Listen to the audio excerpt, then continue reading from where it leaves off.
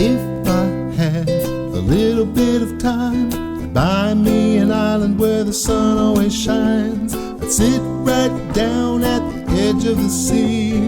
Won't you come along with me?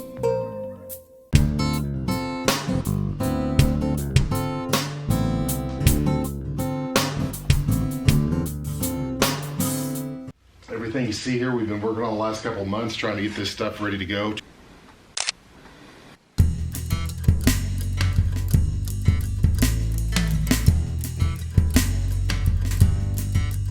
I don't care, I hear it all the time. It's not what you say, it's what you do that worries me.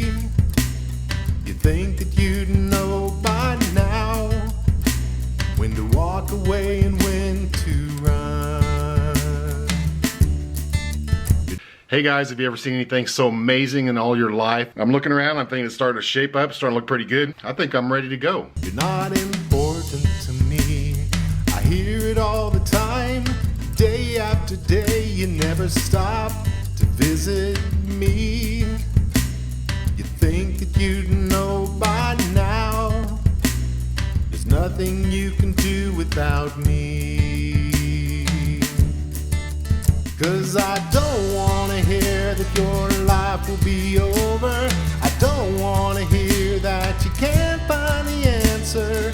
Just come to me and I will be here for you.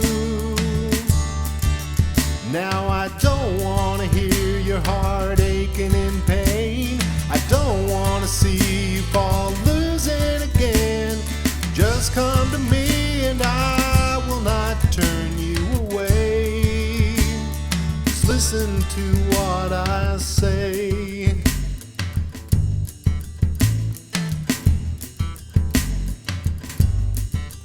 I give up, I hear it all the time. You only call when you reach the end of the road. You think that you'd know by now that you could be filled day by day. And no one cares, I hear it all the time. You sit all alone when you could be changing the world. You think that you'd know by now. We're ready to keep going here. If you don't know, my name is Bob Ogle, and this is my story. The first thing people do, you know, when they meet you, they ask you, what do you do? And for years, that really bothered me. I had no way to account for my life because what I did was not who I was, and it really bothered me. Who I was a musician, a writer, a philosopher, a poet.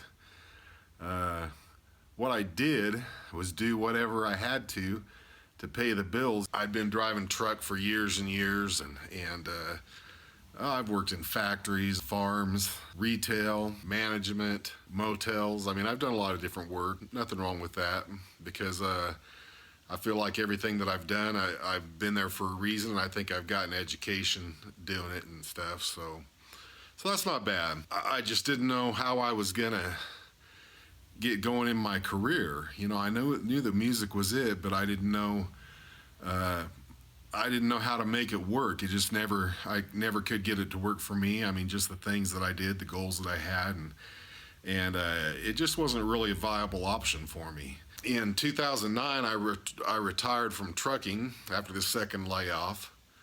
I used that time to start pursuing songwriting in a more concerted effort to do that. I also started playing the ukulele, the banjo, the mandolin, and I just decided, you know what, I'm not getting any younger, I have nothing to lose, you know, might as well see if I can just develop myself a little bit more as a musician. I could never seem to get away from it, no matter how hard I tried. It just seemed like I kept coming back to music again. Now this is the story that I want to tell you. I'm going to tell you the backstory. I'm going to tell you the Carrie Underwood story. I'm going to tell you the forward story. I'm going to tell you about the songwriting. I'm going to tell you about the practice and the work and what did work, what didn't work, and how I got there. But I want you to know what happened back at the beginning. So I'm going to go all the way back to the very beginning just to give you some kind of an interesting little piece of history that came to pass in 1975. In 1975, I was in the 6th grade. I had a teacher named Mrs. Hornbeck. One day she was talking about the future and how someday we would have cars that drive themselves.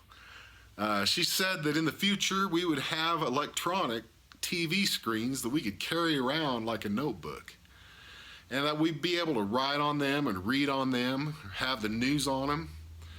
And as we sat there looking at our Big Chief notebooks, some of the kids seemed to doubt a little bit. But one of the kids asked, well, what would they call them? And she paused for a minute. She says, I don't know, maybe tablets. And she went on to talk about how some of us would have careers that don't even exist today. And of course, we're like, well, what kind of careers would that be? And she said, well, you know, there would have to be somebody to put the content on the tablets. It's kind of funny that I remember that after all of these years. All my attempts to put my life's work together and make it happen, you know, it just seems to me like after all these years that was kind of meant for me. And I just feel like the way I want to pursue getting my music out there is not the traditional way, because the music business is a little bit of a shambles right now, where either you're at the very tip top, you're the big dog making all the money, or you're just really fighting to even have a place at the table, you know. So with that, I mean, that's kind of where I'm planning on going with my music career right now and songwriting career, is just putting my music on YouTube, telling my story. You know, we've gone through a lot of trials and tribulations, a lot of different, just a ton of different things, and I just hope to be able to tell people just what it was all about, what it was like, get my work finished off that I recorded in Nashville. And of course, we're going to give you a chance to listen to that too. But along the way, I'm also going to play you some of my older music and stuff and just kind of show you what I've done through the years, and just kind of show you as a songwriter what it's been all about. And, you know, I hope that'll be an encouragement to somebody. I'm just going to leave it at that for right now.